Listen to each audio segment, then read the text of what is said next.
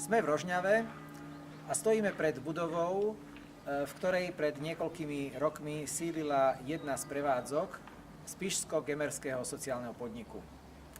Dnes už tabuľu Spišsko-Gemerského sociálneho podniku na tejto budove nenájdeme, pretože podobne ako ostatné pilotné sociálne podniky, ktoré vymyslela pani Tomanová, ex-ministerka, ktoré mali byť financované z eurofondov, tak aj tento pilotný sociálny podnik je v likvidácii.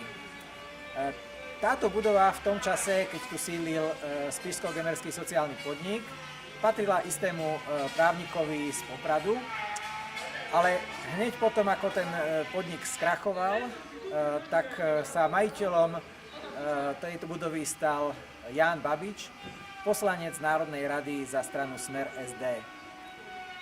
S pánom Babičom sa spájal aj vznik Spišsko-Gemerského sociálneho podniku, keďže pani Lea Grečková, poslankyňa Národnej rady Slovenskej republiky za stranu Smer, v jednom z rozhovorov s médiami povedala, že práve ona a pán Babič boli tí, ktorí sa zaslúžili za vznik Spišsko-Gemerského sociálneho podniku.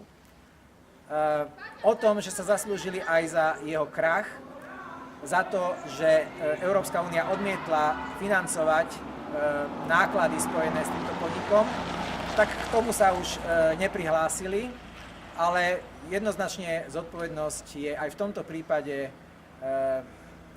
v rukách členov strany Smer, dokonca poslancov.